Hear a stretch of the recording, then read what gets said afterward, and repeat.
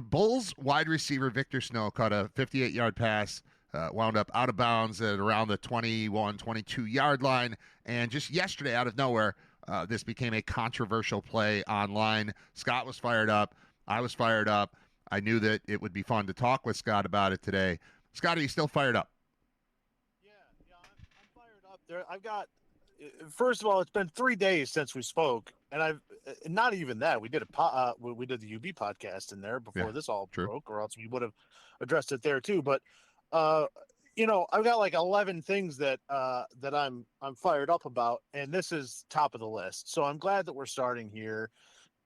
We talked a little bit a couple months ago when all of the basketball gambling stuff was breaking about Terry Rozier, and then it was also at the same time that Emmanuel Clase from the Indians or the Guardians scandal that was kind of breaking at the same time. And I said, leagues and people have to get this straightened out very soon, or else people are going to stop watching and they're going to lose interest, because anytime something happens, they're going to assume that there's a negative outcome with it. And now here we are talking about this play, and it's just assumed because of the actions of a couple of other people, and really nothing has happened because of it other than, yes, there's charges, but there hasn't been any reaction from any league as far as any of this is concerned, or what they're going to do to address it. And it's an innocent kid who made a bad play, but is now being painted in light of he's obviously in someone's pocket, and this play was a result of that. And this is what I was warning about. It's ridiculous. If you're watching a 15-second clip from the outside, of course you're going to think, what a bad play, oh, whatever. But now, because of all the legal gambling, it takes on this entirely different, nefarious type of connotation. It's ridiculous. It's unwarranted, but it's where we are. And until these leagues step up, and that includes college football in general, which I would assume at this point, with no major centralized governing body like the other professional sports leagues would have, this might have to be done by a Congress or something like that, or even by the individual states that legalize the gambling and allow it to happen. The prop bets have to go. The individualized, if you want to say team prop bets, you can do fine. Will the Sabres have more than 3 assists in a game? Fine. Will a certain player have more than 1 assist in a game? Has to go, because that's really the long and short of where all this is coming from. In this specific situation for the Bulls, I'm a resident of New York. I live here in New York. I do have an account with a betting service, and I have placed bets before in the past. Living here in New York, you're not able to place bets on a college team that is based here in New York. I cannot bet a Syracuse basketball game. I cannot bet a UB football game. I cannot bet a UB basketball game. I can't bet on St. John's. I can't get in on Siena action. I can't get on if I know a hot tip about Binghamton. I can't get in on that. It's not even available. So I don't know where a lot of this is even coming from. On top of that, even through the services, I know the one I use, Caesars. I don't know if there's, even outside of the state of New York, if there's an avenue to bet Victor Snow totals. I've never seen it. I've never seen it for college. I'm trying to look right now, but I'm trying to also not jeopardize the screen looking the way that it is. So I'm off on another screen. The integrity of the screen, please. Well, I've got to do that, and then I've also got the like you're on the phone. That's where I know I could get into FanDuel. I have trouble getting into FanDuel on the computer. I'm going to look right now and see if for an upcoming college football game, if I can bet props, because I feel like not only were the people commenting online like completely unaware of the situation. We'll get into the explanation of what actually happened on that play, because when it happened, I mean, we're calling the game. So this, this hits us personally. Like, we know that guy. We know what the season would have been without him. We know what it was because of him. We know that he's an all-MAC first-team receiver. He's an all-MAC second-team punt returner. He caught multiple game-winning touchdowns in the last minute of games to put things away. And also, if you're trying to tank something, why would you have a 58-yard reception and then step out of bounds? Why wouldn't you just drop the ball? There's all that. I forget where I was even trying to go with it. I lost my train of thought because I'm fired up about it too. It's such garbage. No, I lost it again. Go ahead. I'm sorry. You talk. You're better at this than I am. God. There's multiple levels to this, and it might even be different this week because there's only 8 college football games going on this weekend. Oh, so I remember what I was going to say, and I'm going to jump back in, and I'm sorry. People are judging this thing on 15 seconds, and then it's, reactionary culture online, of course, that's what we do. But there are these mechanisms behind pushing for clicks. So Bleacher Report, I think, was the first one to put out this thing, and then Barstool picks up on it. And then there are all these arguments going on underneath. Barstool's like, this is weird, huh? We did the game. We're like, that's weird. Vic is better than that. What just happened? But then you watch it, and you can see he kind of looks over his shoulder, and clearly I said – I went back and listened to our broadcast because if I had evidence of me saying it, I was going to use it on the show. The play happened. Paul says, great play. Oh, he lost his balance and stepped out of bounds. That's what he said in the moment. It just looked weird. We knew it looked weird. And then you said, yeah, I'm not sure. It looks like, maybe he thought the guy had a better angle on him than he did.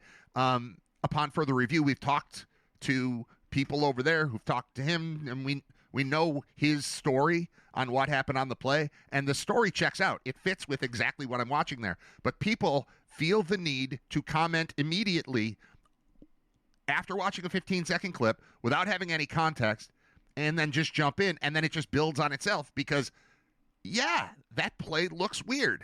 And if the context makes sense, if the Bulls were down, whatever, none of it fit. They scored 5 plays later. I watched as the Barstool thing was put out on Twitter, and then some account like We Tell the Truth type of account was like, look even further. This led to a long field goal attempt that was missed. I was like, no, it didn't. But you put the word truth in the name of your account. Like, people are just lying to you online, and we're all susceptible to, you see the play like, wow, that's weird. And that's the kind of thing where I would text you and be like, hey, this is weird, isn't it? And then we'd have a conversation about it. I wouldn't jump in if that's a UNLV game where I don't know the context and I didn't call the game with my friends, with guys that I know playing. I think I would view it differently. But even then, I wouldn't jump into a public conversation where I'm suggesting that the FBI investigate Victor Snow or that he should be kicked out of college football or any of that stuff would happen. I'd have a reasonable conversation. But we've gotten to a point in America where this is what we do. That's the discourse. Let's take a headline. Let's take a 10-second clip. Let's form entire opinions around it, and then let's argue online. And it's absurd. Okay, that was what I wanted to say. Now you can go.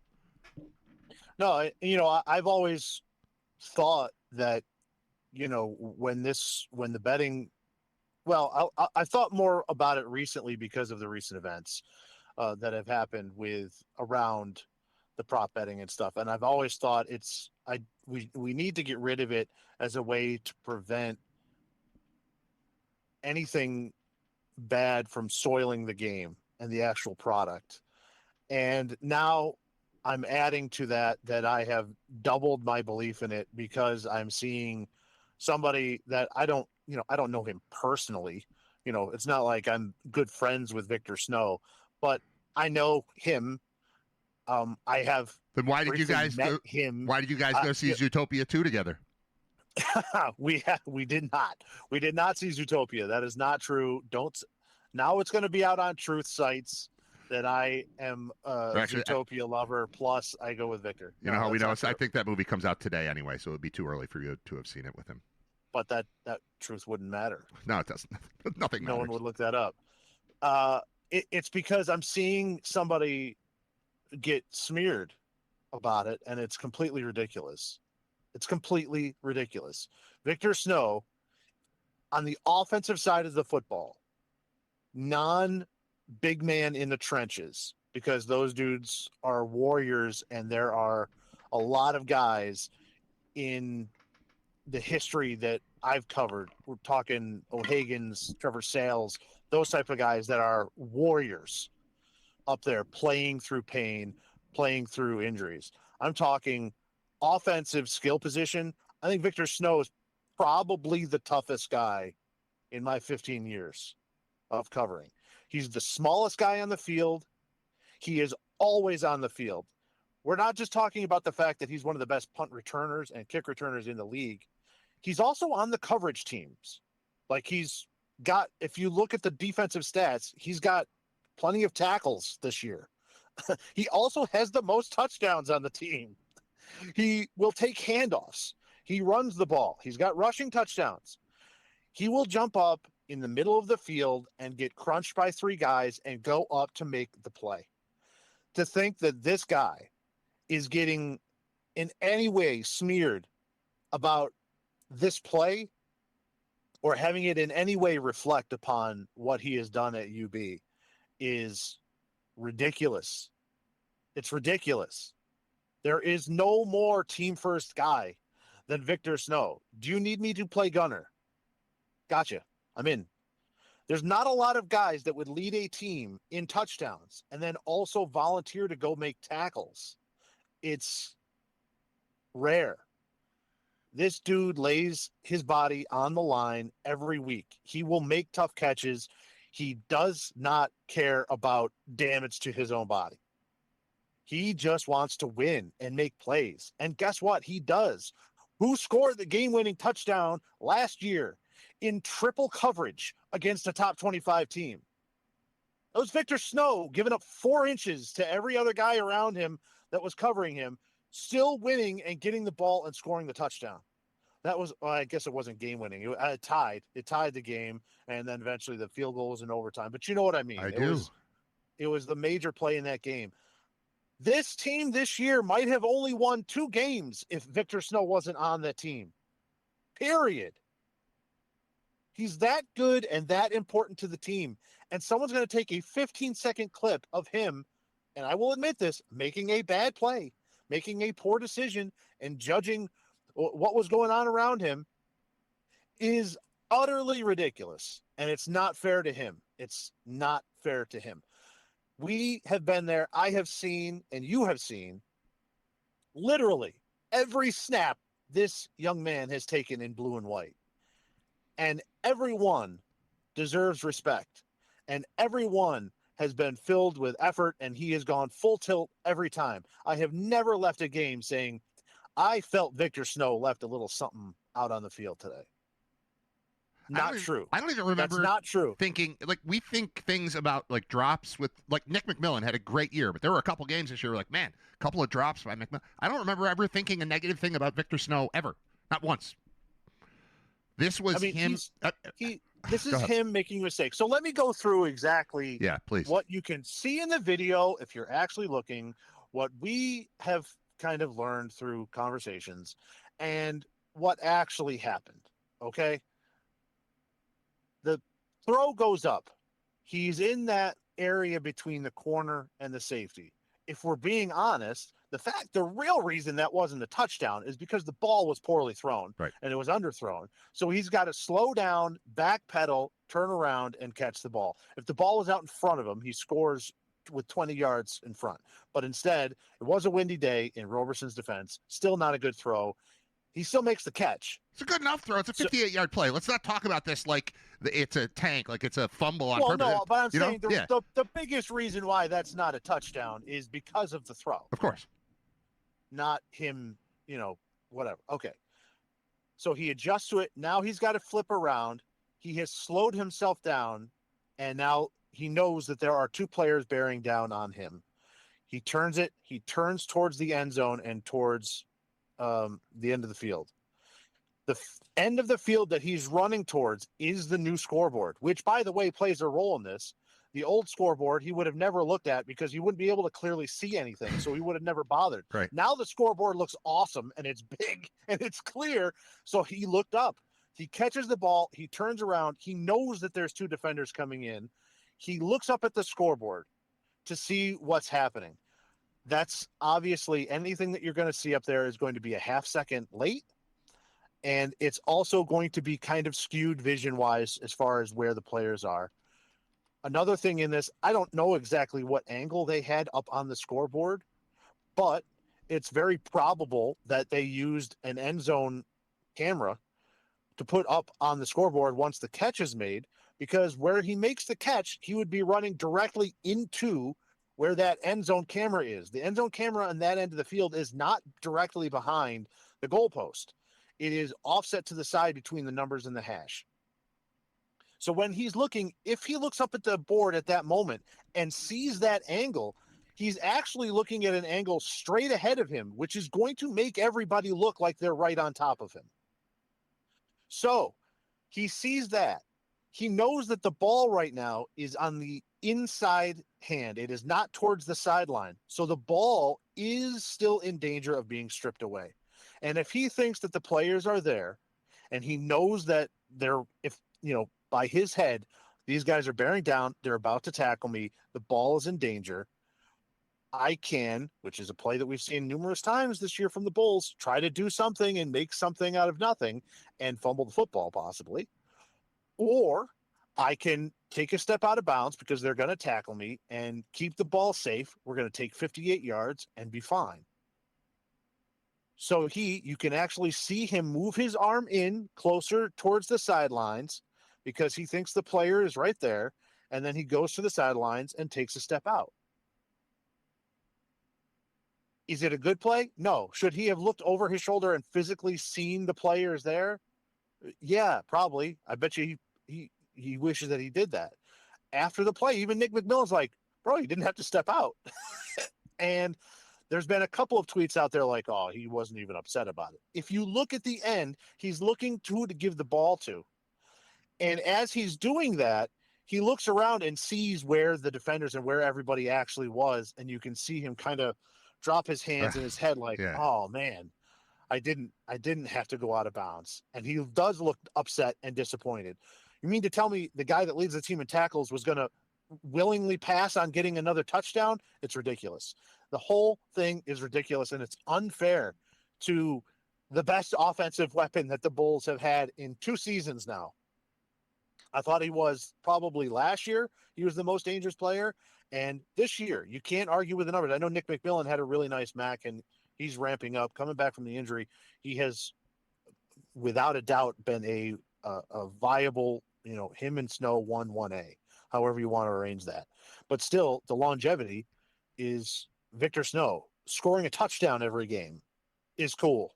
And I feel for him. It's not fair to him. It's not fair to the program. That's not the type of situation or program that is run there, where something like this would happen. If it was, I don't think we'd be associated with it. That's not what goes on there. And it's not fair to him. It's not fair to Victor Snow. The dude is tough as nails, and he made one bad play that is a 15-second clip now taken completely out of context, being judged by people that don't know where the camera position would be in that stadium.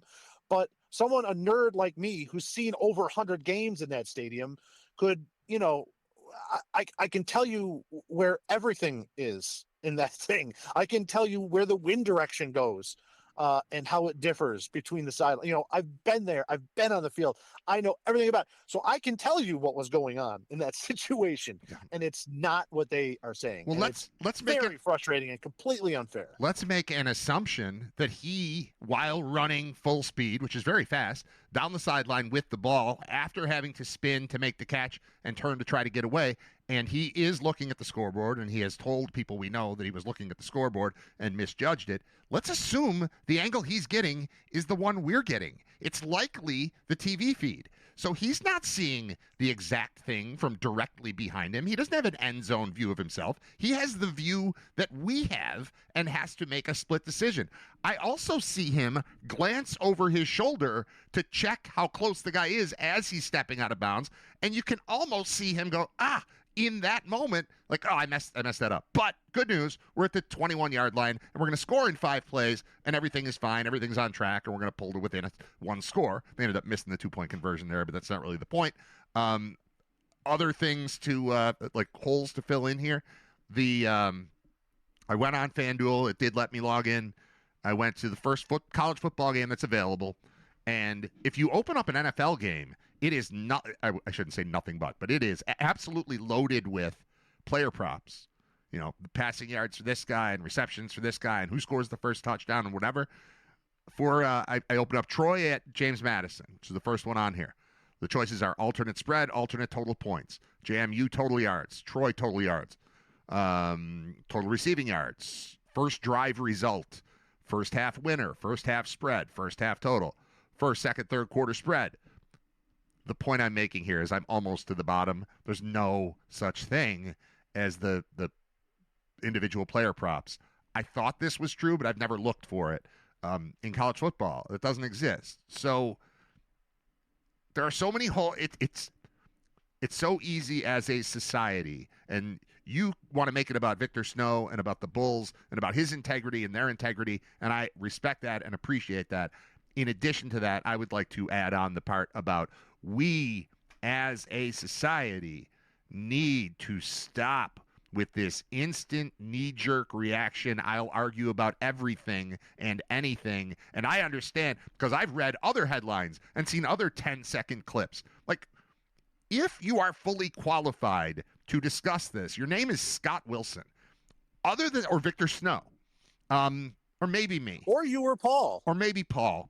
But you in particular, you know the game, you know the people involved, you know the situation, you know the setting, you know about the scoreboard, you know about the potential crazy angle of the scoreboard, you know Victor Snow giving an explanation that says, I was looking at the scoreboard.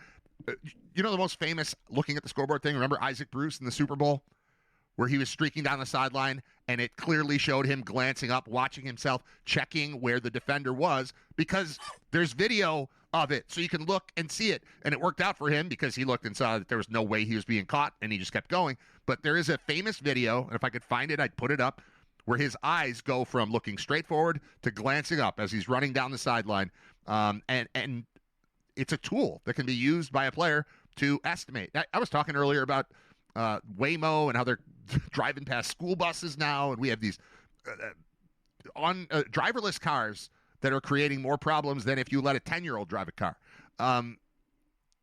The technology is there. We're using it. He used the rearview mirror, and objects are closer than they appear, or in this case, maybe vice versa. But it's not a direct, perfect system to know where somebody is. So he's in the moment. He's like, hey, I can look up there and see what's going on. Ooh, this guy looks close. Ooh, the ball's in the right hand. I'm going to tuck it. I'm going to take a step this way and live to fight another day. After, as you said, multiple times this year, going for that extra yard has led to disaster. If he thinks there's a chance that this ball's about to be punched out and loose at the 3-yard line instead of him stepping out of bounds at the 20-yard line, the right decision in that split second might be what he did, which is why I'm slightly offended by you repeatedly calling it a bad play. I will say he misjudged it. He made a mistake, and I know you don't mean bad play. I'm not trying to accuse you of anything, but I keep hearing the word bad play, bad play. It wasn't a bad play. It was a great play and a slight miscalculation at the end of it